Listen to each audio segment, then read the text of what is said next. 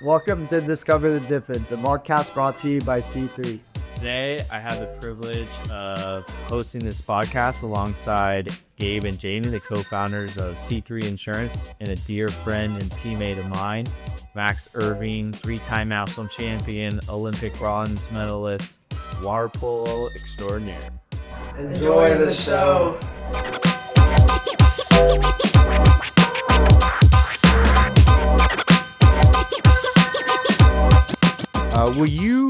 We're going to get to a lot of water polo, and I think you probably have 40 or 50 questions in the audience after we finish.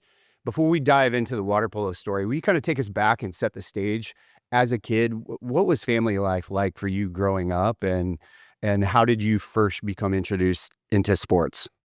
Yeah, I come from a family where my mom, she was a swimmer growing up. And my dad played basketball growing up, so definitely an athletic family. Growing up in Long Beach, California, I think that was something that was pivotal to my introduction into aquatics. Long Beach, like a lot of the cities here in Southern California, has like a really rich aquatic tradition. I would say Long Beach in particular, pretty much, you've got the beach right there, and in any direction you go, you have there's plenty of pools, Olympic-sized pools, like high school pools, even just residential pools. So Long Beach kind of has that aquatic tradition. But then me personally, growing up, I played soccer, played baseball, played a bit of basketball as well. And I enjoyed those things. Definitely always enjoyed team sports. But when I was in the water, that's really where I felt most comfortable, and I felt like I most often thrived. So just growing up, I remember like going to my aunt's house with like all my siblings, brothers and sisters. And like if our parents took us there on a Saturday, we would just be in my aunt's pool and jacuzzi just for like 6 hours on end, just like in the jacuzzi, like with our goggles on, just like messing around, having Like fun. in circles? Yeah, literally swimming in circles, just like playing tag, like in a jacuzzi, like can't go more further than like arm's distance. But yeah, we just loved it. And then we'd be begging my parents to take us back on Sunday. But so that's kind of how I kind of got into aquatics. And then that's really where I would say I kind of established my relationship of love, like kind of with water polo and with aquatics, because I mean, I'm sure I'll talk about this later, but I think when you want to play sports, and if you're going to play a sport for a long time, you have to have a relationship of love with it. So I think that's something that's been really fundamental to my success, was really my relationship with water polo, and like with water and aquatics was always one where I was having a lot of fun. So did it start with swimming, or did you go right to water polo? Yep. So then pretty much I started swimming. I learned how to swim like at a YMCA, local YMCA in Long Beach. Got your like guppy, and then Exactly. Was doing the guppy stuff, had the noodle on and everything. Yeah, and that was just super fun. I just really enjoyed it. But I actually started off swimming initially at Seal Beach Swim Club. Yeah, which was like a local club at the Joint Forces Training Base in kind of like Cerritos, like Seal Beach, California, pretty close to my house. And Rachel Fatal, another female Olympian, she also swam at Seal Beach Swim Club. So yeah, started off swimming. It's the worst pool. Yeah. It's old. The fiberglass is coming up, and Could use a but little work. more Olympians have come out of that pool than maybe any other aside from Coronado. Yeah. No, it's an incredible pool. It's like a historic pool, you can definitely say. So yeah, so initially started swimming. And yeah, I like swimming. It was pretty fun for me. were you good at it right away? Yeah, I was pretty good at it, I would say. I would say I wasn't super captivated and super intrigued by, just going out there and chasing the black line every day. But like I enjoyed it because, again, I got to be in the water, got to be out there like with my friends at that age, and that was like a great basis for me to be able to build and eventually have my introduction into water polo. How many siblings did you grow up with, and was it a competitive environment having two athletic parents? Like, what's the vibe between you and them? Yeah, so I have an older brother, younger brother, and a younger sister. And I would say, yeah, we have like a relatively competitive environment in my home for sure. You were always better than them, though. I mean, not necessarily. I remember like my younger brother, he played club water polo with me at Long Beach Shore, and then he even went on to play at Wilson. And the coaches were always like pretty much joking with him and trying to like beg him, like, Quincy, come on, if you take this thing seriously, like you'll be really good. Like you're pretty much better than Max. Like, come on. But he eventually just went like a different path. But yeah, I would say we definitely have a super, super competitive household. Something that's super funny. just when I was back home for quarantine, like during the COVID period, my mom, my dad, and my younger sister, we were all there at the house, and we would play Catan pretty much every night for probably like 60 nights straight. And just an example of how competitive we are. There would be nights where, like, if I would lose, or you place a robber, place a knight on someone else, and then we would just like go to bed at the end of the night, like not speaking to each other, just because everyone was so competitive and everyone really wanted to win. So yeah, I think we had just a really competitive household, and like that's something that definitely encouraged me and pushed me to going after and playing at a high level in sports. And like, what age did you transition from like that Y kind of a splash ball experience into like club sport? Yeah. So my introduction into water polo itself, not only like swimming and aquatics, was I actually went to one of my cousin's water polo games. They played at San Jose State, but they had a game like in Southern California. I forget the pool exactly, but I was there with my siblings and my cousin, who was like similar in age to me.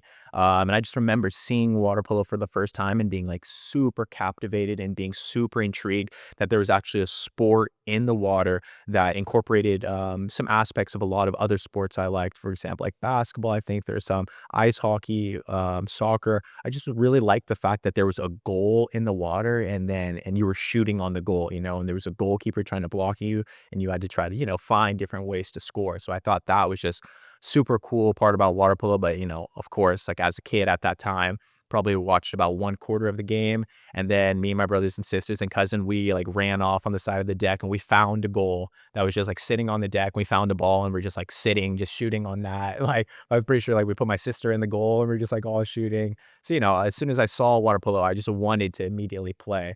So How yeah, old were you at that time? I would probably say I was 8 years old. Yeah. So 8. getting to wear a Speedo was just bonus at that Yeah, point. yeah. I mean, it took me a little while to warm up to Speedo. I remember when I first started, playing club, I saw everyone else was in a Speedo, but I'm like, I don't know if I can do it just yet. I was in my jammers. I was in my jammers chilling, and then I remember my mom, eventually she got me a Speedo. She's like, all right, Max, it might be time to transition to the Speedo. And I like literally just tried it on at the house for the first day. I was like, no, I can't believe it. But My boys were the same way when they started. So to make them feel comfortable, I started wearing a Speedo around the house, and then my wife shut it down. I was like, no she's like, more of I don't know if that. we need that. We're not going there. Yeah, for everybody. Yeah. But then, so that's kind of how I got my first introduction to water polo. And then after just seeing it, my mom signed me up for a water polo summer camp, like at Cerritos. It was like Cerritos, like community college. It was like 3 or 4 day water polo summer camp. And yeah, that's where I first, got the ball in my hand, got to pass in the water, learned how to egg beater, was doing some shooting. I'll always remember I was asking my instructor, but like, okay, so what are exactly the rules? Like, what goes on underneath the water? Like, what are the rules for under the water? He's like, oh, wow, that's like, super interesting that, a 9-year-old who's never really played water polo would even ask that. So he basically told me, yeah, like, oh, whatever the ref doesn't see and like whatever's under the water is legal. I was like, okay, wow. It's like, that's interesting. So like later on, like in that little water polo camp that I was at, we did like a scrimmage on the last day. And but the instructor's like going for a counter or something like that, and I like pull his leg back, so, and I just remember him looking back at me and just being like, oh wow, like that's crazy. Like this kid who's never played club water polo is like just his first time playing water polo is with us right now at this camp, and he kind of like has that intuition that like he's remembering what I said, like, oh, if the ref doesn't see it, you can kind of go ahead and do it. So after, I remember I didn't know this until maybe just like a few years ago, but my mom told me that the instructor told her, it was like, hey, your son's actually pretty good. Like you should maybe sign him up for some club water polo. So then from there, my mom signed me up at Long Beach Shore in like the Long Beach area. So that's kind of really how I got introduced to water polo, aquatics, kind of like that. So What did you find as like the hardest thing when you were getting started? I would say, I mean, what was really nice for me is I had like the foundation of swimming from, initially starting with swimming. So I was a pretty good swimmer. So that really helped. But I would say just, like understanding the game, because I think when you're in 10 and unders, and you're just starting out, everyone just wants to go for the ball, grab the ball, just get the ball, shoot and score. But like learning how to pass the ball, learning how to play off of the ball, learning that there's not only just six people like war go, there's also center, there's defender, there's goalkeeper, there's left side attackers, right side attackers, and everyone has a role. So that was something that definitely was a bit of a learning curve, but I embraced that learning curve when I was first starting out, and then yeah, it helped me. What was your stature like back then? Because I think part of the reason kids are inspired is because it's like, hey, you show a model of how somebody who's not 6'8" can make an Olympic team. Were you always the relative size you are now, or how'd you overcome that? And then do you identify yourself like the Messi of water polo? Messi of water polo, absolutely not. I think I still got a lot to do before I get there, but I would like to consider myself a high level athlete. But yeah, so no, growing up, I was definitely on the smaller side. I'm sure I'll get to this when we talk about high school a little bit, but I remember like going into my freshman year at high school, I wasn't even 100 pounds. Like, so I was like 99 pounds, like 96, 97, 98, like going into freshman year. And then I remember like hitting 100 pounds, like my freshman year, and just being like so excited. It was like literally a milestone, like a life goal. Cause I was like drinking protein, doing the muscle milks, like trying to eat as much as I could. But, it's just like a smaller kid. But growing up for me, like, I think it's really important the way you kind of see challenges. And just because I was a smaller kid, I didn't immediately eliminate myself and think, oh no, okay, water polo is not for me. I'm a smaller kid. These guys are massive. Like all the big kids are good, because I mean that's the reality when you're playing like 10s, 12s, and 14s, and there's such like a pretty wide like variance just with with how big the kids really are. So I really had to focus like on my fundamentals. Make sure I could swim well, make sure I could position my body well, so I wasn't grabbed or wasn't putting myself in a position where I couldn't be in the game because, I was smaller. So yeah, really focusing on the fundamentals, swimming, passing, shooting. And then just, as you continue to get bigger and grow, if you focus on those things when you're younger, then when you start to get a little bit bigger in your stature, you already have those fundamentals that you can build on, and it can really, just help you move forward from there. Was that something that was just innate? I got to focus on the fundamentals, or did you have like a coach or a mentor that really helped you? Yeah, for me, I mean, that was pretty innate because, obviously I loved being in the water. I loved water polo. Like, I mean, I remember when I was playing 10Us, and I discovered from like watching my teammates and just passing with my teammates that you could skip the ball off the water if you threw it down at the water hard enough. I remember like going home from training that day, and like that next day literally being at school, like I cannot wait to get to training tonight to like practice like skipping the ball, like not even skipping a shot, just like skipping, like passing the ball to my teammate. So, I loved water polo. I knew I wanted to continue to play water polo. Obviously wasn't like one of the biggest, strongest, fastest players.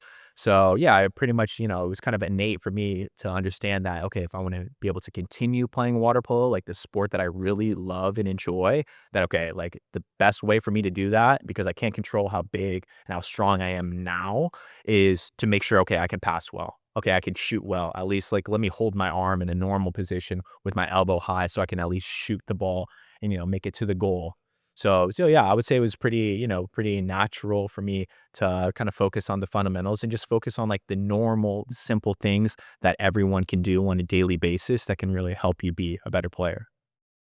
For these players in the room, like in today's sports, at least from when I was a kid, it's a lot different. Like we had a lot more just downtime, and now they're training or playing like 6, 7 days a week, almost year round. What was it like for you when you were, go back to these guys' age, like 13, 14 years old? Was there a balance to it back then? And, or how did you just kind of manage like doing it all the time versus burnout? Yeah. I think that's something that's super important. Understanding that first and foremost, the reason that you guys are playing water polo, or at least the reason you should be playing water polo, is because you enjoy it, because it's fun. So for me, that was always something that kind of I understood that, okay, I'm doing this because I want to do this. I'm not doing this because I want to go to college. I'm not doing this because I want to make the ODP team. I'm not doing this to be cool in front of my friends, or I'm not doing this because my friends are doing it, My parents want me to. or my parents want me to. Exactly. So I think just understanding, why you're doing it. And then for me, I tell kids this all the time. It's like one of my 3 keys to success. You have to love what you do, in water polo, especially at the age group level, 10s, 12s, 14s, even 16s. It should be about fun. Okay, that should be the most fundamental thing. Obviously, you want to be focused. You want to be listening to your coach. You want to be trying your best on a daily basis, but you need to be having fun doing it. whether that's passing. I know swimming all the time is not going to be super fun, but it's something that's important. So try to make it fun if you can. Try to see if you can beat the guy next to you, because winning is fun. So, if you can incorporate that competitive nature into your swimming, or it's something that isn't as fun, that can make it more fun and intriguing. But yeah, I think for myself, kind of navigating burnout, yeah, like I just really enjoyed it. I tried not to look so much about the wins, the losses, how many goals I was scoring on a daily basis, because those things all fluctuate. Every day is not going to be your best day. Every day you're not going to score 3 goals. Every day you're not going to be the MVP. But if you can remember why you're playing water polo, which it should be because you love playing water polo, you enjoy it, I think that's going to keep you in the sport for longer, opposed to I love water polo because I'm scoring 3 goals every game. Because who knows, you might be in 12 and unders, you might be the oldest 12 and under right now, scoring 3 goals a game. Next year you're going to 14 and unders, and I can pretty much guarantee you won't be scoring 3 goals a game initially. Maybe you'll get there, but of course, but I think you have to really embrace the process, enjoy the process, and understand that you're playing the sport because you love it, not for like a result or something that you can kind of get out of it. I know you played other sports. At what point did you stop playing, and what was that like? No, you mentioned you played soccer, Yeah. baseball, and So I played soccer just kind of like at the AYSO level. I obviously wasn't the best soccer player, so I gave that up pretty quick. I played baseball, but I was afraid of getting hit with the ball, so like I'd go step up there in the batter's box and just be like, "Please do not hit me with this ball right now." So also that I kind of eventually like. That's why you didn't play goalie as well. I played a little bit of Oh, goal. you did? I'll touch on that. Yeah, I played a little bit of goal. But yeah, so no, baseball kind of dropped that. But the thing for me was like basketball, because my dad played basketball. My dad is even now he's an NCAA official. And your brother, right? Yeah, I'm older brother. Yeah, older brother also played. So so I had some basketball in my family. So I was like, basketball. Like I like basketball just because it was always around me. And I enjoyed playing basketball. I just enjoyed like shooting hoops, like playing all that stuff. But pretty much at the point where I knew basketball wasn't really for me was when I was in middle school, made the middle school basketball team. Stoked, super fun. First game, don't really play at all. I'm like, I'm on the middle school team right now, like not really playing. And then we had a few more games this season, was like barely getting much playing time. And then even when I did play, like wasn't feeling super comfortable out there. So I kind of knew at that point, like, okay, this might not be for me. So I would say probably like middle school is when I kind of like decided to like pretty much just focus on water polo, because I knew that I was pretty good and I enjoyed it. And yeah, basketball and baseball and soccer weren't really it. So.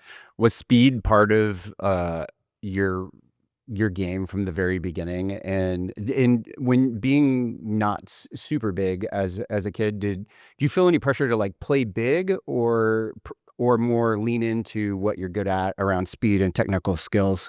Yeah, I think when you're young, when you're a smaller player like that, you definitely can play with like a bit of like a chip on your shoulder and like a bit of an edge, because I mean, pretty much every single time you jump in the pool, when you're guarding, when you're like looking across the line, everyone's like, all right, I'm gonna guard him. Like everyone wants to guard the smallest kid. So obviously I wanted to prove myself, and I knew that there were plenty of ways to prove myself outside of like just scoring, but I wanted to score. And then yeah, being a swimmer growing up and just having a bit of speed that wasn't necessarily always the fastest, but I had some speed. Yeah, that was definitely a part of something that made me successful as an age group athlete. And then what I also think is just so important is when you're at the age group level, like the player you are right now is not the player that you're going to be forever. So when I was an age group player, obviously I was smaller. I was pretty good at shooting. I wouldn't necessarily say I was particularly fast, but that's something that you guys can build and something that you can grow as you continue to develop, and as something that you work on, so I think it's important to understand what your strengths are as, an age group, 12 and under, 14 under kid, but then understand that, okay, if there's some more areas where you're not as good, for me, that might've been, my speed, because I knew, okay, as a smaller player, that's, something I'm going to have to add is that speed, because how are you going to be a smaller player, but then not fast, that's going to be really difficult for you to get playing time. So, I just continued to focus on swimming, continued to swim in high school, because, not everyone swam in high school. And then that speed kind of came with that. So you're encouraging water polo players to swim when they're not playing? Absolutely. I mean, it's That's obviously for you, parents. yeah.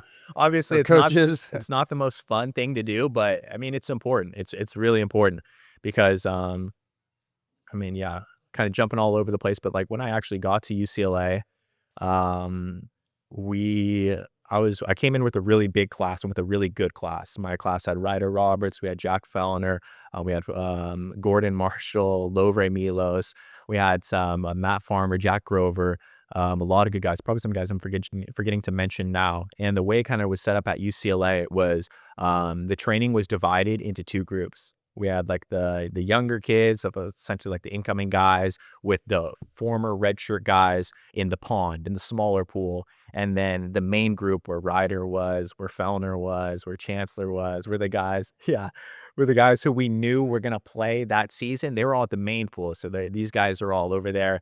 And that's like really high level, like legit water polo. Like, I mean, so for me, I was like, okay, wow, it's pretty intimidating. But the thing was, we conditioned all together. So we did all the swimming all together. We did all the passing all together. We did the shooting, and we did like the skills, like the kind of the fundamentals all together. So the Ryder's obviously immediately with at the study he's always immediately with like the main group. But Was he above you a year? no, he came in the same class. He came in the same class. Yeah, Max and I, we had the privilege. So first time we played together. So in the national team pipeline, for those who don't know, you have youth, junior, senior team, and then the senior team gets whittled down to Olympic roster, right? So when we were fortunate enough, seniors in high school, they hosted the first ever youth world championships. So prior to that was only junior and senior.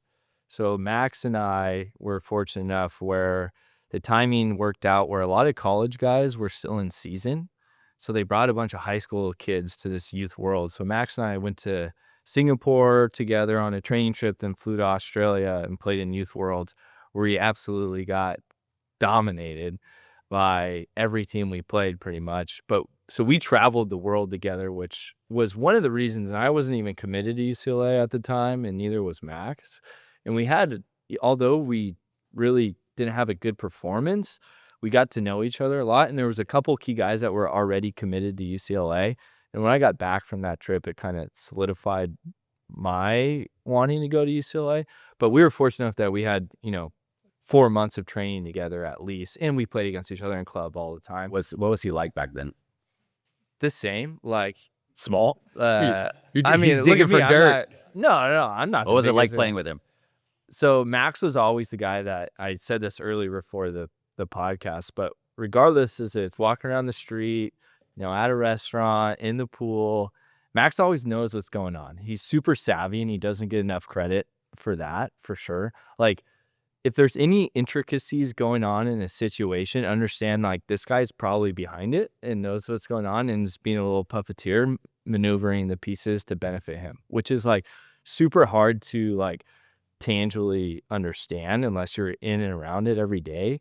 But his motor is something that is very, very sparsely replicated, meaning the guy can go and go and go and just doesn't get tired because he's so efficient, which goes back to what he was talking about, the fundamentals, right?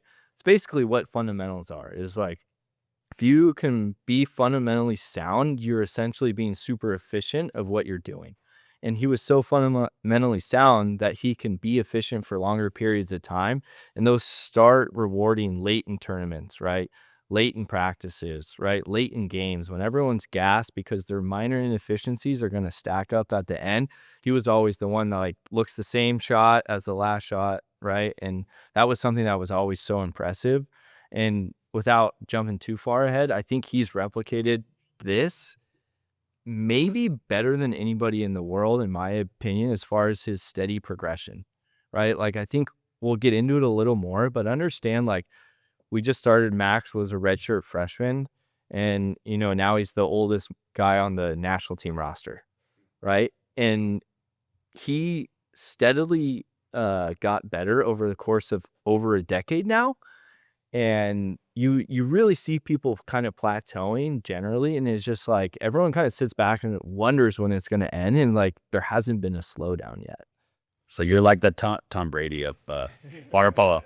I got a few more years to go, but we'll see after LA 28. If I can make it to 32, we can call me Tom Brady. But All right. I don't know. But yeah, I'll just connect that. But yeah, the swimming is important because, as I was saying, we all did the conditioning together. So after about a week of conditioning together, when I was just a freshman at UCLA, Adam invited me to train with the main group. I was training with the main group, and then was eventually doing pretty well with the main group. But there's just a stacked year that year, so I eventually redshirted. You Ryder, gotta tell the actual Wait, story. I want to set it There's up. more to that? because Yeah, yeah. It's one of Max, my all-time favorite so stories that you I want to have you set it up actually. So when Ryder, we were talking water polo one day, and he said, "Oh, I played with Max," and I'm like, "Oh my gosh, it's like all our kids' favorite player.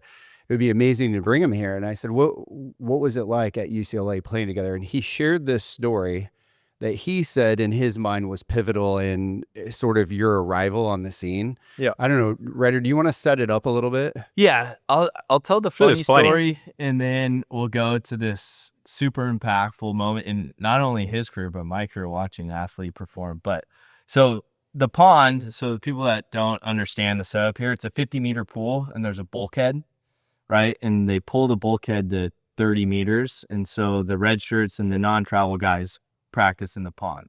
So the numbers worked out where we needed another guy from the pond, and our coach Adam Wright, who's a character in himself, was like, call this guy James Robinson. And James jumps out of the pool after doing some crazy workout over there while we're doing technical stuff, and he's all excited because he gets to leave doing sprints or whatever and come do technical stuff for play. And all of a sudden, in whatever reason, Adam's mind, he's like, actually, I'm going to get Max. And so he's walking over, and James stops, and he just falls back in the pool. So bummed. Then out springs Max. And Adam was so mad that he showed that he was bummed that he had to keep swimming. He runs over there. And long story short, he likes yelling at this guy, like, because he was in trouble for getting caught partying or something like that. And he's like, "Jay, do you like to party?" And James didn't really hear him, and he looks up and he's like, "Yeah." And and he was like, my coach is taken back, and he didn't know what to respond. He's like, "Then you better like to swim." And he just like kept swimming, and Max jumps in, and I don't know if he ever left the big pool after that. But fast forward a year or two, freshman year, used to be you walk on water at UCLA. You get a lot of, you make mistakes. It's okay. You're new. And it becomes your sophomore year, and it's a little tight. By your junior year, you really got to be dialed. Like, everything you do has to be dialed, or else you're immediately, asked for removal. And there was a point in Max's career that I would love to dive into, but I'll kind of, forefront the story of his trouble around this time of, like, he was asked to be, removed from the team, which is also a tactic Adam wasn't, he used. Really good players, he would cut them from the team, but Max was working his way back onto the team. And this was during what we call Hell Month. So basically in college water polo, when you're in school, you have a maximum of 20 hours that you can be training water polo. Well, in the summertime, when you have no class, no mandatory class, the hours are unlimited. And being a quarter system, sometimes we didn't start till the first week of October. So we would show up, end of August, September, and we would have a month of this crazy guy that had full access to us 24/7 day with no regulations. So we were training in the water, easy 6 hours, more like 7 or 8 hours a day with weights in between. And we were just getting crushed. And in between practices and after practices, Max was working his way back on the team. He was doing extra swim sets that he missed, right? So he was training 6 to 8 hours with us, an additional 2 hours. And one day we do this famous set where we get the Monday or the morning off. We come back and we do 20/50s for time off the block, right? And it's max effort every single time. And basically you're trying to get, sub 26, 25, 24, somewhere in there every time on a minute. So you basically work for 30 seconds plus or minus, rest for 30, and you're just going off the block. So we finish this swim set, and we're blaring music. It's going when we're doing this. Max does the swim set with us. And we go to pass, and Max thinks he's jumping in the pool to pass, and he's like, Coach, Max, get on the block. So he puts Max up on the block, and he's swimming in between us passing, like a lane in the middle of the pool. And he's like, you're going again. And we're passing, we do our whole warm-up, and he just keeps going. And I'm hearing the times he's yelling, like 22, 22, 23. And he's like, you go 24, you are done. You are never coming back here. And it got to the point, it was so ridiculous how long he was swimming and how many 50s did. Everyone just stopped passing, right? And we just stopped and we just were watching poor Max in the middle of the pool, like a full Coach Carter scenario, right? For you young guys that haven't seen the movie, go watch it. And he's just swimming sprints for what felt like an hour. And I just remember, like, this guy has changed. He's like unbreakable at this point because the amount of times he swam with that consistent time, like, I would have been done so far before that. And it was like one of the more impressive physical feats I've ever watched. And I don't even know if you really remember this. No, I fully remember. Yeah, forgettable. Yeah, I know. I can talk about it too. I can talk about it too. Yeah. And so in my point, that was a really pivotal moment in my career, watching someone that wanted it so bad that they were unwilling to give in. Like, I know Coach Wright was trying to get him to break, and he just couldn't get him to break. And it was one of the more impressive things that I've ever seen, and gave me confidence moving forward that the group had this guy on our side. Like, this guy's not going to give in ever. So that was cool. And I'll let Max talk about that whole experience. Did you know that's what was happening in that moment? Yeah, I mean, okay, so I think it's important for us to like take a couple steps back before we get to this point in the story. But yeah, no, super impactful moment just in who, just in like kind of my DNA and like who I am to this day. But okay, so kind of going up, leading it to this point, Ryder's saying, okay, freshman year, okay, Adam definitely gives you some grace. Second year, okay, he's like a little bit more on you. But by the third year, okay, now you're a third year. You definitely need to know what's going on with the systems. You need to know about the standard. You need to know about the culture. You need to know just kind of like the level that he's holding us to on a daily basis to have a championship environment and to have a championship atmosphere. This isn't for no reason because the coach is like, hey, I woke up today feeling mean, you know? This is because the coach wants us to win national championships and he knows what it takes. Okay, so I think that's also something that's super important to and say. So then, yeah, we're in the hell month. We're in like the camp, as we used to call it, going into the 2015 season. So then going into my red shirt sophomore season, third after season. we just won a national championship. After we just won a national championship in 2014. Max was in the stands. As a sophomore. As a redshirt freshman, I was in the stands. I had traveled for the most part for the majority of the year, but then the last like MPSF conference games and then the MPSF tournament and then eventually NCAAs, I didn't make just because there were three of us fighting for two spots. It was myself, Jack Grover, and Alex Rolsa. Okay. And then, so at the end, in perspective, Rolsa is a 6'8", 270-pound Olympian. Yeah. That's a very good player. Yeah, good player. So then Jack Grover, he was a grinder, and like I actually think it was right. Jack deserved to make it at that point in time to help that team. But then, yeah, so the next season in the summer leading up to the 2015 season, we're just, there's obviously some things, you're a sophomore in college. Adam has a very high standard of what he wants his athletes to be doing. And then so we're doing a drill, I don't know exactly do the drill correctly, but it's not about the drill, it's just about everything. And he's trying to show me that the little things and that the details are so important. Okay. So he's going to teach me a lesson, obviously a very important life lesson that I still take, and I hold with me to this day, understanding that it's a right, it's a privilege and not a right. I think a lot of us, we don't necessarily understand how much of a privilege it is to be on your Del Mar team, to be on your La Jolla team. These things are all privileges, especially to play at UCLA. It's a privilege. It's not a right. Okay. So I think, once you've been in a situation for long enough, you start to really forget how fortunate you are. So, Adam was also trying to show me that. So basically I get cut from the team. I'm trying to work my way back on the team. I'm texting Ryder, I'm texting Danny, I'm texting Pat, like the seniors at that time, like, hey, what are you guys doing at the pool? Like, I want to, keep up. So then if Adam does say, okay, Max, come back and when train. you say you're cut, you're not in the pool. No, at I was not all. in the pool. Like, I'm not Oh. home. Like, I'm in Long Beach, like texting these guys, like, okay, what's We're going sending on? him the swim sets. Yeah. And he was replicating the practices and the swim sets on his Yes. own. What was your like I guess mental state in that place? Distraught. I mean, this is like everything. I literally love water polo. I love being on this team. Like, I literally love these guys. Like, it's the only thing I wanted to do, you know? So obviously, like, I have that taken away from me in that moment. Like, it was serious, you know, like this. And it wasn't a situation where Adam's like, you know, you're cut, winking, you know, like I'm thinking like I might be just like straight up done here for real. Like, yeah. So then basically fast forward a bit, I'm doing these swim sets these guys give me. It comes this particular day. I text these guys like, hey, what's the swim set? Adam says, okay, I'll meet with you tomorrow.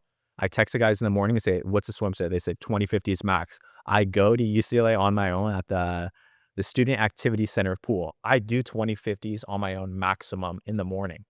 And then I go to the pool. Yeah, I go to the pool. Adam has me do like a little swim set. He's like, okay, you know, I'm gonna let you come back. Like, we're gonna reinstate you into the team, but like, you know, we're gonna see. We're gonna see how bad you really want it. And then so I go in, he has me swim like, I don't know, maybe four 200s, 8 100s, and maybe 8 50s. Just like while these guys are doing film, getting ready because they had the morning off. So I do another swim set, just like pretty much normal 115 pace, pretty chill. And then these guys are doing the main swim set, the 2050s. He's like, all right, Max, come over. You're doing the 2050s. I'm like, all right. Like, I don't really care. At this point, I'm like, all right, I'm down. Like, okay, cool. I can train with the guys. Even though I had already done the swim set in the morning, I was like, all right, cool, great. Like, I'm training with You these didn't say, guys. Coach, I already did this. No. He would have said the doors right there. So I was like, okay, great. I'm doing it. So then I did the 2050s, and then we finished the 2050s, and I was just like, remember being so exhausted and so tired. And he was like, no, Max, get back on the block. But something that happened while I was on this like hiatus, you could call it, or being cut from the team, I really grew kind of like in my faith.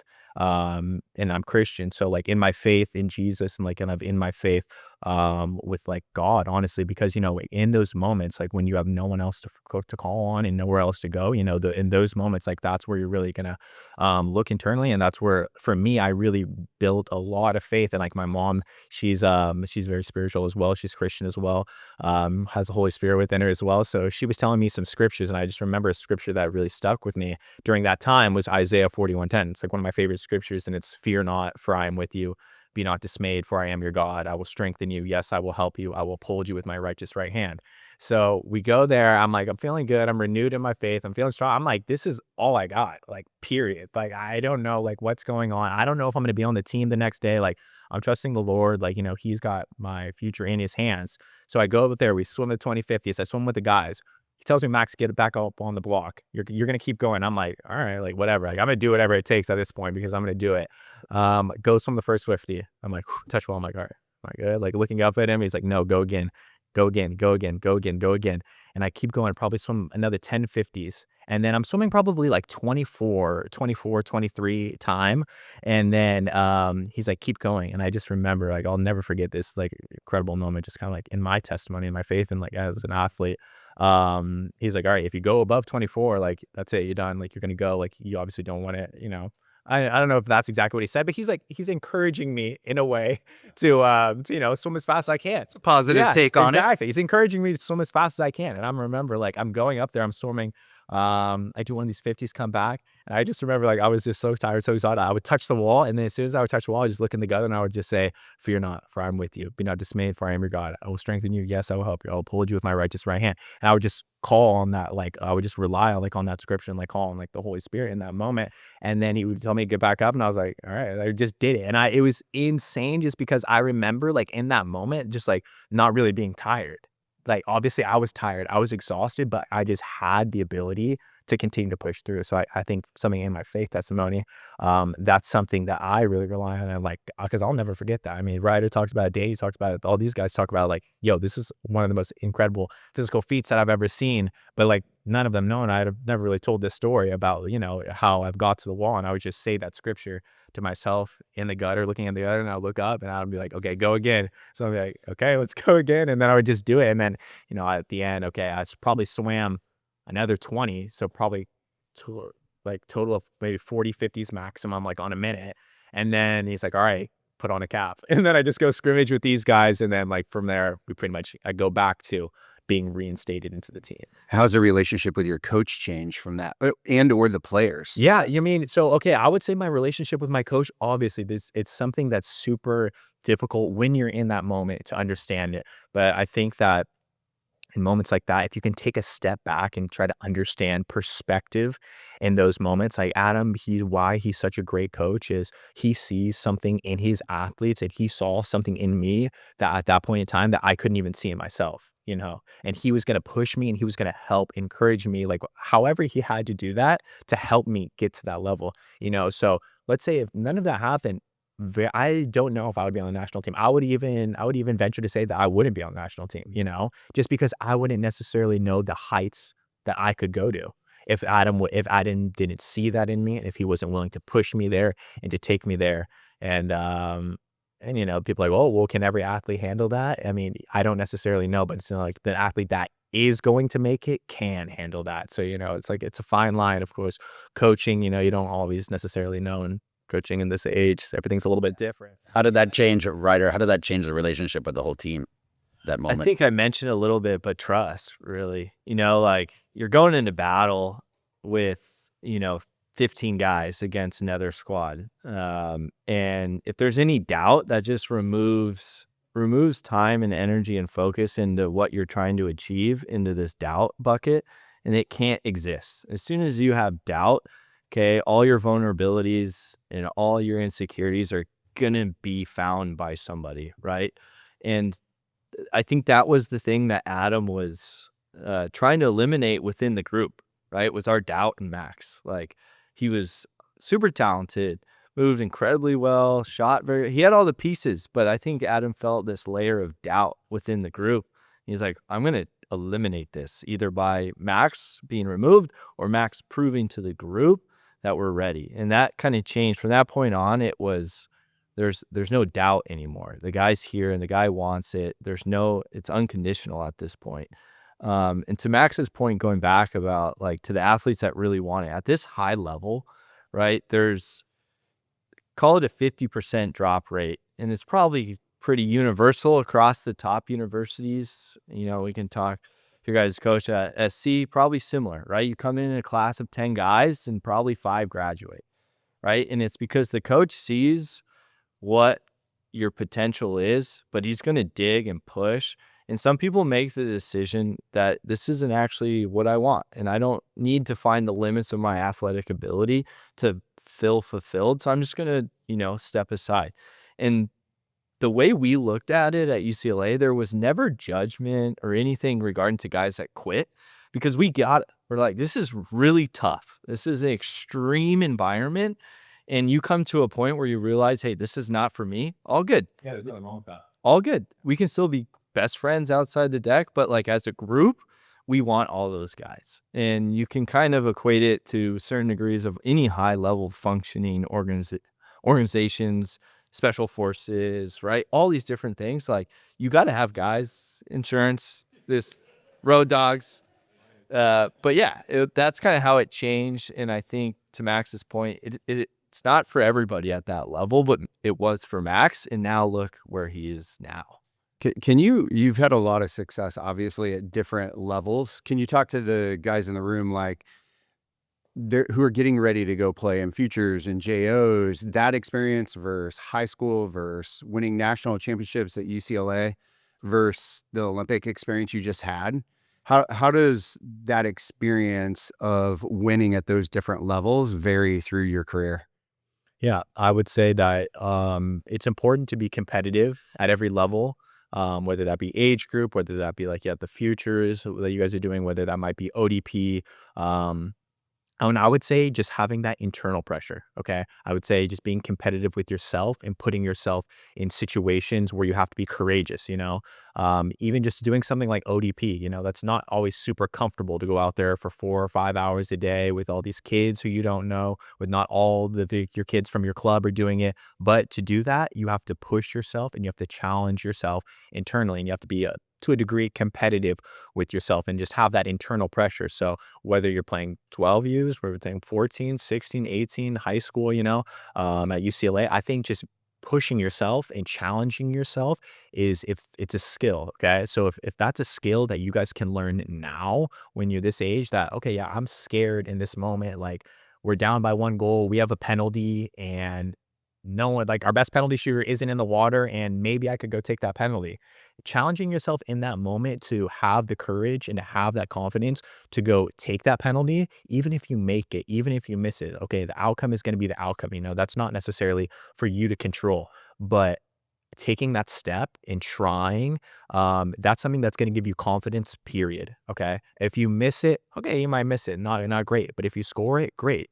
But the most important thing is that you had that confidence in that moment to challenge yourself to fail, because at the end of the day, for me, in my ODP experience, kind of going off on tangent, but yeah, my ODP experience, first ODP team I even tried out for, I didn't make. It was like, I'm sure Ryder made his teams. No, okay, wow, even Ryder, it's crazy. So you look at that, Ryder, like excellent player.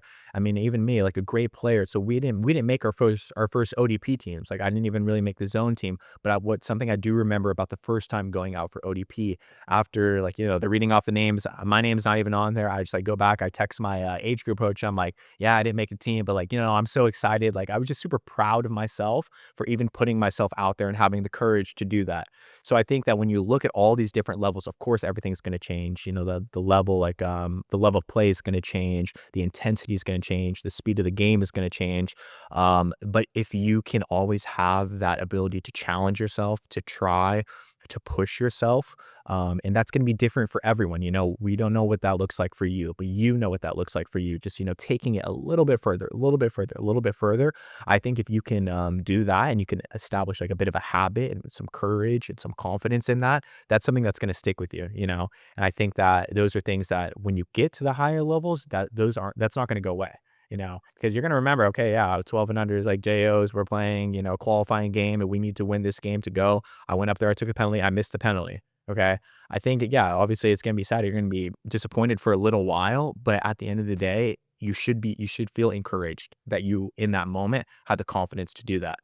So then just to connect it all, just having success from, 12s, 14s, high school, even further at like ODP and stuff, university, and then Olympics and beyond. I think it starts with like the things that are the small things, and like the small things are of having courage and having confidence and not letting fear like hold you back or fear steal that moment from you, because the success is not only dependent upon you. We don't play swimming, we're not playing golf, it's a team sport. So yes, Ryder and I, we won 2 national championships together. I ended up winning 3, but okay, not rostered, not in the water on 2014. You still can count it though. Oh yeah, I still got the ring. Believe that. But like those games, very well, we could have lost those games, So it's like things sometimes go your way, sometimes don't go your way. But it's a John Wooden quote: success is a peace of mind that, I'm not gonna say it correctly, but that you gave 100% of everything that you could do. So I think what success looks like, no matter the level, is having that peace of mind that you gave your best, that you were courageous, and that you were confident in those moments. And then from there, okay, you train more, you work on your weaknesses, you work on your strengths, you win games, blah, blah, blah, blah. Everything will kind of fall into place from there. So that's kind of what I was. Is that where you like Michael Jordan talks about how he is, how many shots, winning shots he missed. But he showed up for him. Is that kind of what you're talking about? Like how he had the courage to say, I want to take that shot. And even though I think he talked about hundreds and hundreds maybe of shots that he missed to lose the game. Yeah, I would say so. Absolutely. But then even you can expand it to the fact that even if you're like in a championship game, you guys are, the team has a 6-on-5. The coach needs 5 players to play 5-man. He says, who wants to play 5-man? The coach needs 5 players to take a penalty shot.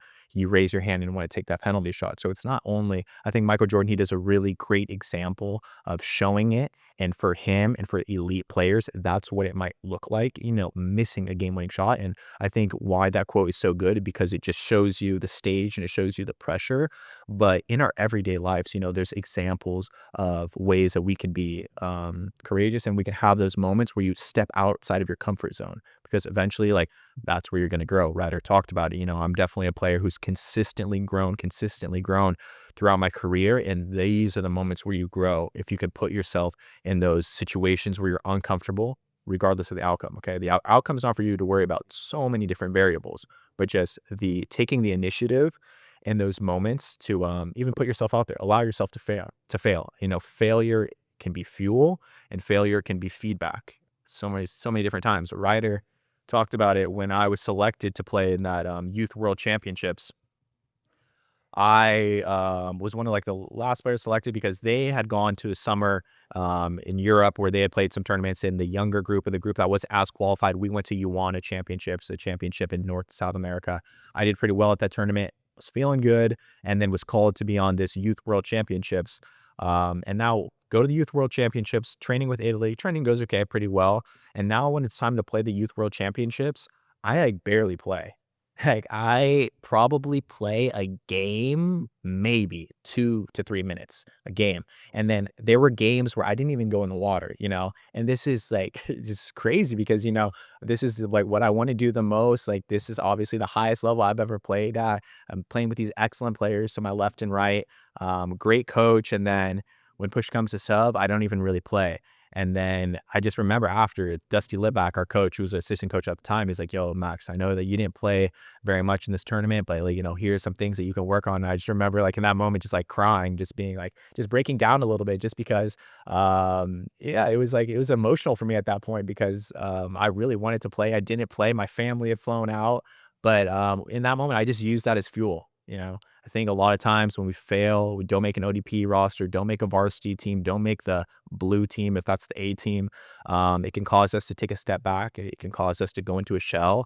But if you understand that, like, failure is never final, and like failure can be fuel and feedback, then you're great. Was there ever a specific moment, because fear of failure is backstopped by fear of judgment. So was there ever a specific moment that you overcame that fear of being judged on a failure? Yeah. I mean, this is something that I'm still dealing with now. I'm still dealing with this today. Like, I mean, I play professionally. I play with the national team. I'm an Olympian. I'm a bronze medalist. But like, even in my last series, I was playing and Brescia versus Pro Recco. There's obviously expectation. There's obviously pressure. And fear of failure is a thing. But for me, again, I'm speaking about myself personally, faith is something that's really important to me. And I'm not necessarily going to sacrifice my purpose and my calling for the opinion of like other people around me, So I think if you can really like sometimes take a step back, and a lot of people say, okay, people might talk about you, people might form opinions about you. But then, okay, at the end of the day, they're going to move on. They're going to be talking about someone else. They're going to be forming opinions about someone else. But if you can understand that, in those moments, it's really, really, really never as bad as it seems. And then kind of touching on that, where I've really grown personally is I've had games where I've played with fear of failure from the first whistle until the last. Game's over, we lose it. And in those moments, after those games, I think to myself, this is the worst you can possibly feel. This right here is worse than if you went out there, you tried your best, you missed, everyone's talking about you, everyone's judging you and whatever, because then at least you know that you tried your best.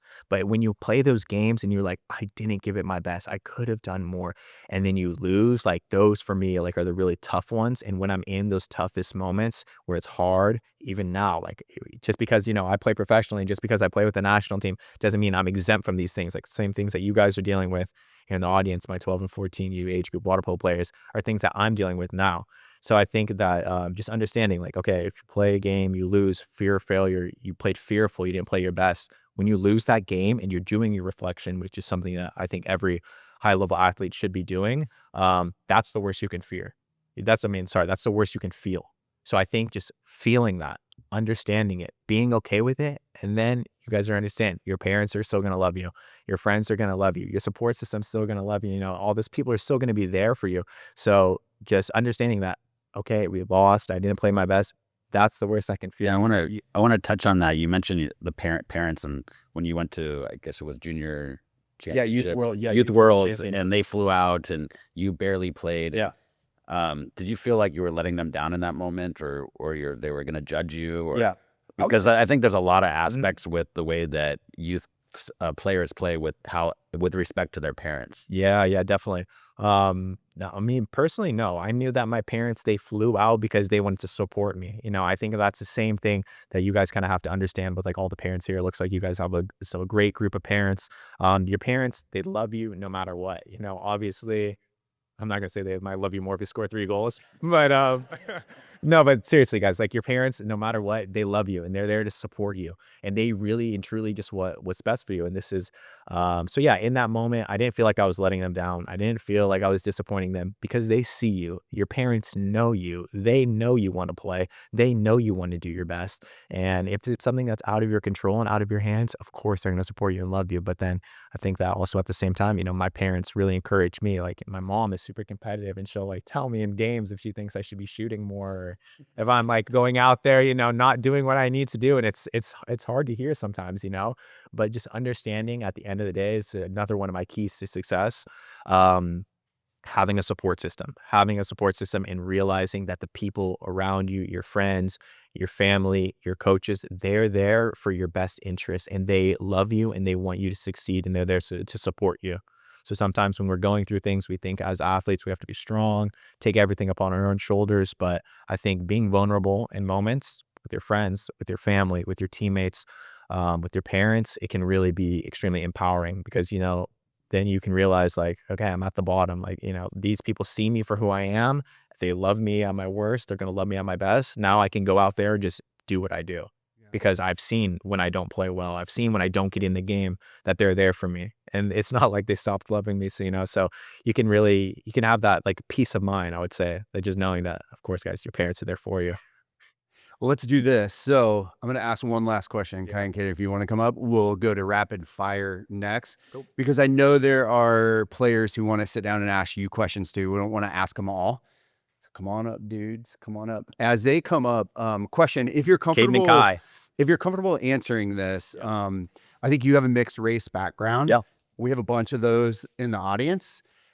Do you feel a sense of responsibility around that? And can you just speak to it generally? Yeah, definitely. I mean, yeah, mixed race background. My father's African American and then my mom is white. So growing up playing water polo for a kid looking like me, like when I was younger, there wasn't a ton of diversity in water polo.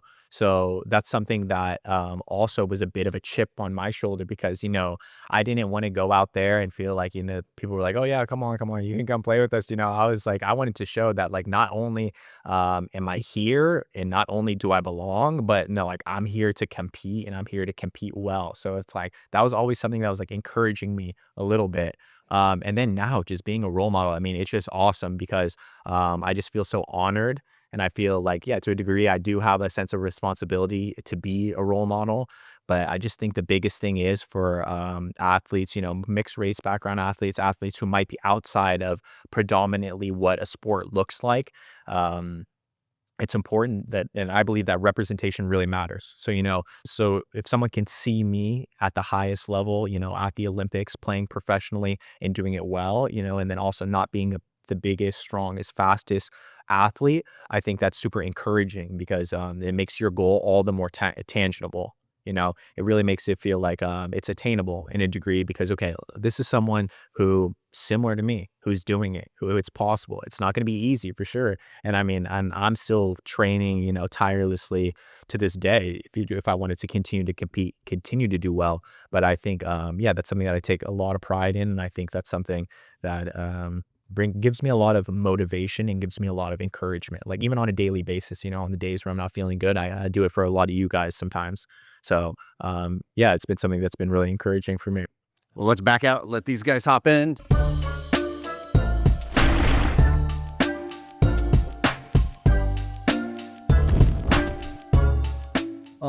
Do you have any like good luck charms or pregame rituals that you do that give you good luck for games? Yeah, I mean, I talked about this a little bit. I don't necessarily have like a good luck charm, like a pregame ritual, but like something I like to do, and this is something I really did in the Olympics that gave me a lot of just peace of mind and clarity is like I like to, pray with my with my family. I like to pray with my mom and my dad. Like, so what I really love to do is just, even if I'm overseas, I'll like call my mom before the game. Like, okay, mom, come on, like, can we pray? Like, let's pray before my game. So then I'll just pray with my mom, and they know. And then basically once I do that, like once I get my prayer in, listen to a little bit of music, I know like I can just go on the attack. There's nothing for me to worry about. Like, the things that are out of my control are being handled. So that's something that personally I like to do. And that's was something that I'd say is like my little bit of like a like routine or something I like to do. Do you have any hobbies outside of sports? Yeah. I like to golf. I like to hang out with my friends. I like to like try new restaurants. Um, Surfing, something I love to do, and playing board games like with my family is another thing I like to do. But like for the most part, when I'm home in Southern California, because for the majority of the year, from September to May, I am overseas, playing professionally, like in Italy. For this example, this past year, I like to just really spend time at home and just hang out with my family. It's kind of boring, but it's something I really appreciate now after being overseas for like the majority of the year. So yeah, that watching sports too. We got a big game tonight, the Wolves Thunder game 4, so I'll definitely be watching that. Do you like the new Mikasa ball? Because it has like a lot of mixed opinions. Some people say it's grippy and others say it's slippery. Yeah. I mean, I think what's interesting is I like the new Mikasa ball. I would say it's a little bit heavy, but the ball's also a little bit smaller. Um, so yeah, I would say I like using it. It does slip a little bit, but what's interesting now is for world championships, and I think just maybe European aquatics, they picked up Cap 7. So now we're playing with Cap 7s. Like through 28, I think, yeah, it's Cap 7. So no more slippery balls, no more Mikasas. But yeah, Cap 7. It's good. At any point, did you want to quit water polo? I would say I never really wanted to quit water polo.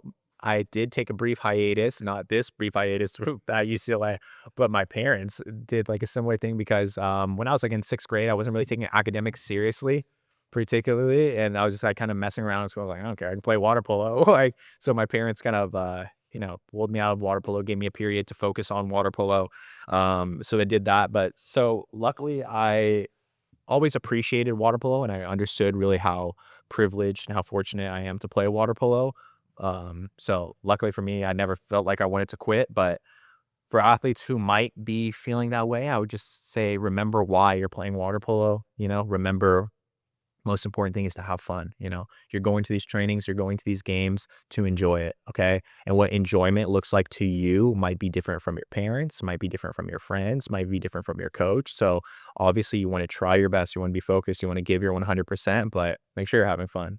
So that's why I would say it was going to keep you in the sport for longer. Did you ever have like a sports idol, that someone who you really looked up to?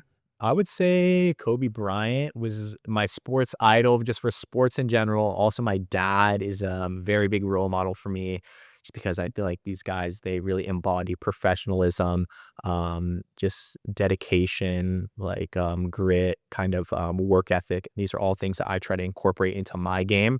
But then within the realm of water polo, what's super interesting for me is growing up in Long Beach. I went to Long Beach Wilson, and at Long Beach Wilson, there were guys who went to Wilson who eventually went on to be Olympians. So, I mean, I just Adam Wright, Tony Azevedo, of course, Robert Lynn, he was an assistant coach for the team, and then Shea Lapine also, a lot of guys. But I was really inspired when I was like your guys' age, and when I first got to high school, was with the guys who also went to my high school, who I thought were just as cool as athletes. I mean, like there's Anthony Artukovic, Matt Sagehorn. These are some guys who went to Scott Swanson, Scott Davidson. There's a bunch of guys, Clint Wilson, who went to Wilson, who then went on to play at USC, UCLA, Long Beach State.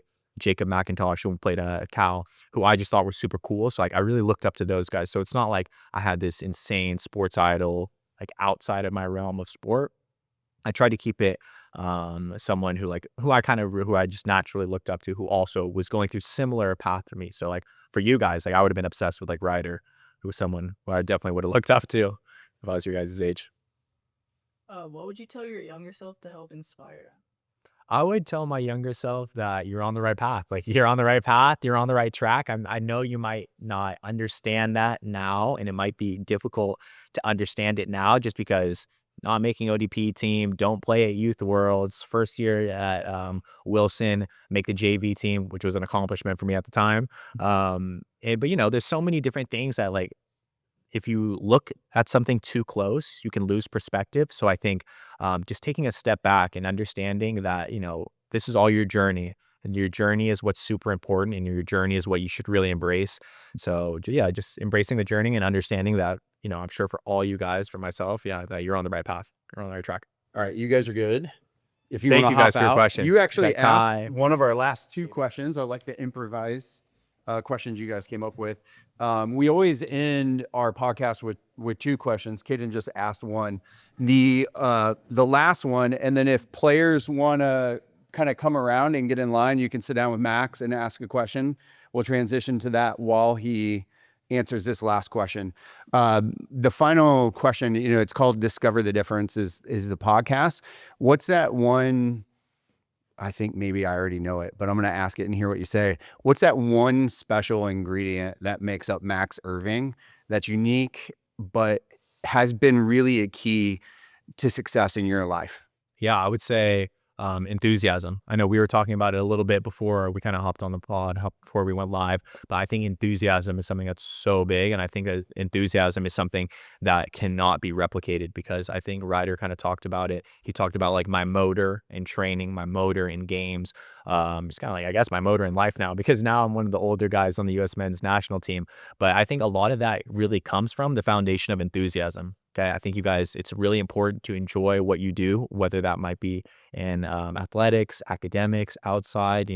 I think what can really push you and what can keep you in something for longer than other players, which is a part of discovering the difference and reaching that high level, you have to be doing something for a long time, and you have to put in those 10,000 hours. You have to become a master. But I think what's going to keep you in it is having that enthusiasm, having that joy, having that love for what you do. So for me personally, that would be my difference, is just my enthusiasm and my joy for the sport and for water polo. Yeah. I got one last question. Yep. What's next for Max? I know you might be getting married soon. Congratulations.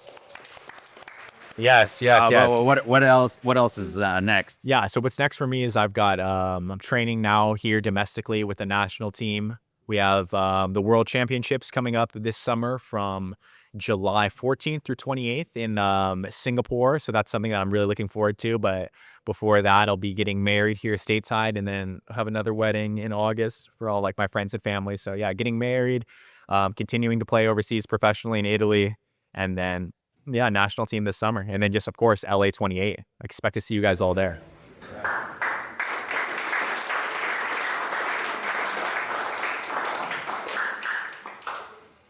How's it play to feel Ben Halleck during your Brescia versus Pro Reco matches? Yep. I mean, it was great to play against Ben. Ben's, like, a super competitive guy. He's an elite athlete. Definitely, in my opinion, like, the best center in the world right now. So, I mean, playing against Ben is like a drag, because, I just know how good he is, and he just makes such an impact on the game. So, I mean, it's good, but if he wasn't out there competing against us, I wouldn't really mind. But I think it's always fun when I can compete against Ben, because we've competed together for so many years.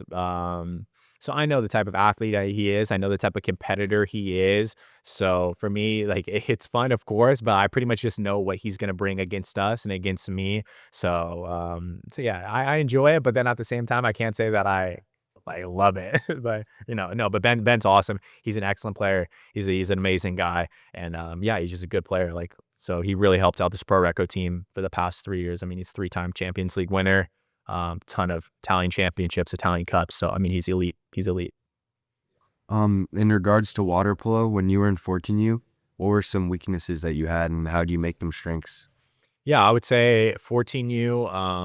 Some of my weaknesses were probably, I would say defense. Obviously, like, post-up defense is, I think, something that's just so big, and this is something I'm still working on now, post-up defense, but I think that's something that, didn't necessarily come super natural to me, guarding the center, guarding post-up. So I think if you guys can start working on that now early, you guys will definitely be well-equipped to continue to play high school, well-equipped to play in college, and then beyond. So yeah, post-up defense, something definitely still to this day got to work on. Thank you. Yeah. Did you bring your medal here today? Yeah, that's a great question. I didn't bring my medal. I actually, I trust me, I would have if I had it, but I left it overseas. It's at my it's at my fiance's house. Unfortunately, I forgot. I took it out of my bag and then it's there, but You don't just wear it everywhere. no, I try not to. Don't want to be a target, as Ryder said. You got to stay aware. I don't want anyone taking my medal. Yeah. But yeah, but I'm sure you'll have an opportunity to see it. I'm planning on doing something in San Diego, maybe at the end of the summer, like another clinic or a camp. So I'm sure you guys will have the opportunity to see it. What's one thing that your team does to stay mentally strong when you guys are losing or having a tough game? Yeah, I would say a lot of like that confidence and a lot of like where that resilience can come from. The Ryder touched on it, especially at UCLA, just kind of comes from like that work that you put in, you know? So obviously in those moments, like you can get like, come on guys, let's go. Like it's easy to say raw words and be super emotional, but like where that confidence is really going to come from is the work that you put in on a daily basis. So I think that is the first part of it. The second part of my answer would be just understanding that the most important thing is the team winning. Okay. I think that when you're in difficult moments, you start to think about yourself personally, you start to think about the other team, you start to think about the scoreboard.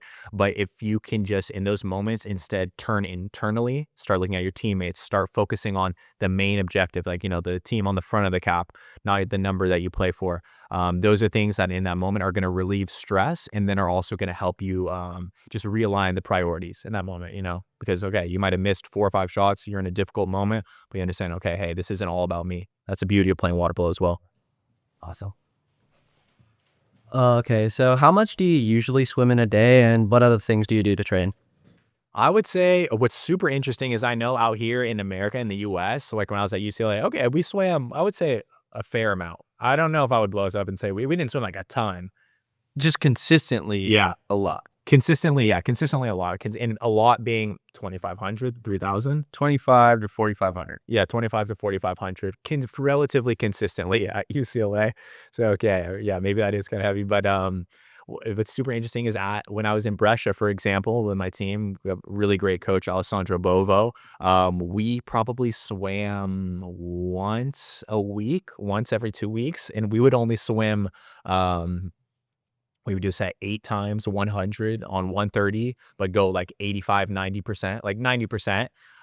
But so, I think swimming is important. Obviously, I was talking about it, but there's plenty of different ways to condition. Like, for example, like at my team in Brescia, we do a lot of legs conditioning. Like that was like the most difficult day for us. We would do our legs. We would do leg skills with the ball and leg skills without the ball. Because when you really kind of get down to it, those skills are super dynamic and they really cause your heart rate to like really spike when you're like your breaststroke kicking as high as you can, holding your legs, coming down, moving, Whereas swimming sometimes you can get in a rhythm if you're swimming 10 times 100 on 130, 120. You can, but obviously sprints are a different case. But yeah, I would say with UCLA, we're swimming a little bit more. Obviously now national team, I think we're going to be swimming a fair amount. So yeah, I would say swimming is important, but I would say daily, anywhere between 2,500 daily on average, probably 4 times a week, 3 to 4 times a week.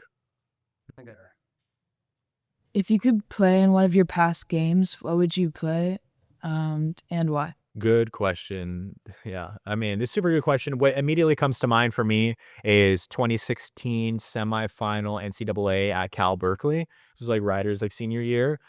We lost that game to Cal. We had our team had been going on an insane win streak. We had like the longest water polo win streak in NCAA history. I don't know how many games, like 70 something. 57. Oh, 57, not 70, 57. But yeah, it was insane. And then, yeah, we play NCAAs against Cal his senior year, my redshirt junior year, and we had never lost to Cal. It was playing Cal at home. So I really feel like that's a game that like if I could get it back, I would love to play that game again because I mean we really and truly were the better team. We had never lost to Cal, like literally in my career, I'd never lost to Cal, and they beat us in that semifinal, and that just was like kind of just left a bitter taste in our mouth because we knew how good of a team we had, and like this team wasn't as good as us, and Cal went on and won the NCAA championship that year. So I feel like if we would have won that game, we would have probably won the NCAA. So if I could play one game back, it'd be that 2016 national championship semifinal against Cal. You lost the semifinal in the Olympics, right? You can go back to that. Go for the gold. But 2016. I'll well, go back no, to I'm 2016. just so happy that he said that because that's the game I go back to. No, of course. Okay, yeah. I mean, okay, let me get two. If I can choose two, I'll choose those two. I'll choose those two. Yeah, that's that was my last game I ever played in college. So I appreciate him bringing that up. yeah. It's what stuck out to me initially. Yeah. What game from the 2024 Paris Olympics would you recommend me to watch and why? Yeah, I would say if you had to watch. Okay, I would say this too. Okay, one game. Okay, one game. I'll say the game against Montenegro. I think because that game against Montenegro, the way our Olympic schedule work, we played first Italy, we lost to Italy. We play second game Romania, pretty high stress because if we knew if we lost to Romania, we weren't making it out of the group stage. We won that game. Game 3, we play Greece, we lose to Greece. Now it's game 4 against Montenegro. This is a game that we have to win if we want to make it out of the group stage. So I remember just all the guys coming together and like myself included, just like really trying to be a leader in that moment and just speaking to the guys, saying, okay, guys, whatever happens, but like, let's play this game 100% the right way for each other, like giving everything we've got, sacrificing, like doesn't matter what happens. So we can just be content and we can have peace of mind after this game. So that was a really fundamental game for us as a group. And that's really, I think, where our Olympics changed. Is when we kind of really came together and understood that, like, guys, if we're going to do this, we have to be there for each other. So going back, I haven't even really watched that game again, but I feel like if you went back and watched that game, like that's a really special game for us. In your opinion, what's the difference between like a good player and then a really great player? Like someone that could go like really far. Yep. This is a really good question. I think the difference between a good player and a great player is something that you see on a daily basis. Okay, like a good player is someone who goes out there. Okay, they're having fun, they're trying their best, they're listening to their coaches. But a great player is a player who's going to really apply himself and mentally engage himself in the training, no matter what it is, whether it's swimming, whether it's passing, whether it's shooting, just to try to make a marginal gain or just to try to be a little bit better. If you can get 1% better every day. So I think a great player is a player that goes to training and not only to jump in the water, do passing, shooting, because this is my time to train 5 to 7 with the club, but who goes to training to actually get better and not just get better at everything, but get better at specific, being mindful, just getting better at specific things, whether that might be passing. Okay, yesterday I dropped the ball 3 times, 4 times in passing. Today, can I drop the ball 2 times? Yesterday, when I was shooting, I shot the ball, over the goal 2 times. Today, can I shoot it over the goal 1 time? Or can I shoot the ball on the goal every time? So for me, 100%, that's the difference between a good player and a great player. Just how mindful you are at training and how you apply yourself to training. How do you calm down and like not falter under pressure in games? Yeah, I would say in the games, obviously there's going to be pressure in some games, there's expectation, but something for me that I do is I try to breathe, take a deep breath in, exhale, deep breath in, exhale. And then something that you can also do if you're feeling that pressure, like I kind of talked about, is understand that it's not all about you. Because sometimes if you're fearful in those moments, or if you're feeling like you're kind of going into a shell, or you're taking a step back from where you can play or where you can be, you're hurting the team, So in that moment, if you can kind of think, okay, this isn't only about me, I need to understand that like I could be potentially in this moment hurting the team, it can kind of maybe snap you out of it a little bit, and understand that, okay, and then also the reality is, okay, everyone's going to be feeling pressure, everyone's going to be feeling expectation. I mean, maybe you might be feeling it a little bit more, but the players next to you, the players on your team, the players on the other side, they're not exempt from the pressure either. So I think just understanding the big picture, maybe trying to offload some of that pressure from yourself to like the team in general, I think is something that can help. Thank you. Yep. Do you think European teams are better than like US teams? I think that when you look at just like the infrastructure of kind of how it's set up between some of the European teams with the club system and how the US, how we have the university student athlete system, I think that provides a bit of a discrepancy for sure. When you look at, okay, like Italy, Hungary, Serbia, Croatia, Greece, Montenegro, Spain, all these teams abroad, they have professional leagues that essentially the kids from pretty much when they're just a bit older than you guys, like 16 years old until they're 35 years old, they're going to be playing on the team's main men's professional team, So it's like those kids are really developing a lot and over a long period of time. So that's when you could potentially get into the argument, could you say, of, okay, are European teams better than American teams? I think they have a bigger pool of players that they pull from also as well, because water polo, of course, isn't as popular here as like football, basketball, hockey, baseball, those types of sports, where over in Europe, it is definitely as popular as football, basketball, baseball here. So that's what I would say. Sure. Thank you. Yep. What are some things you do outside of the pool to improve your water polo game? Yeah, great question. I like to watch film. I like to not only watch film of games that I played, but I just like to watch water polo in general.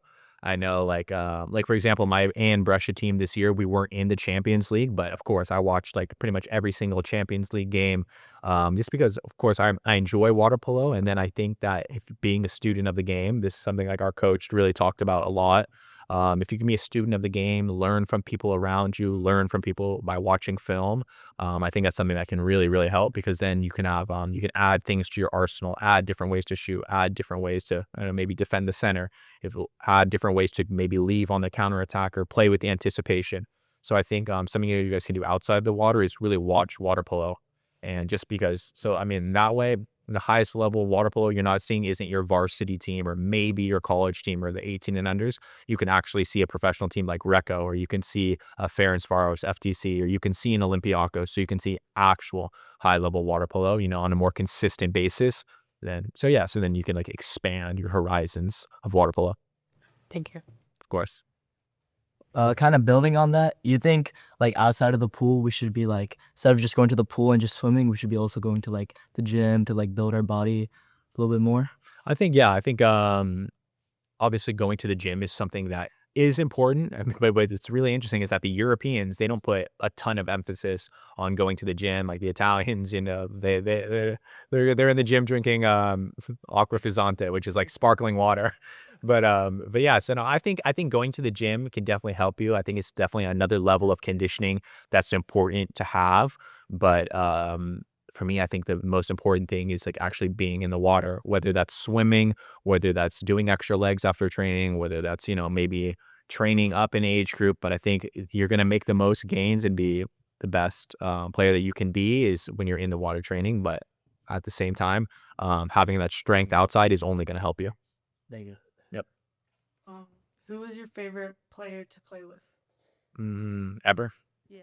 I would say it's difficult to say. Ryder, of course. Yeah. No, but what I will say, 2015 national championship, Ryder for sure won it for us. We're playing at home. I think he had 3 or 4 goals in that game against McQuinn. And that was my first national championship. So I definitely have to give a lot of kudos to Ryder. Gotta pick that, dude. Yeah. So Ryder, then it was awesome. But then I'll probably say Ben Halleck, super dominant player, super good on the post, and then just being an outside perimeter shooter when the center can go in there and get position immediately, and then the team is playing zone for the entire front court, and you can just pass the ball around and you can just shoot. It makes it really enjoyable to play. So I would say Ben. All right.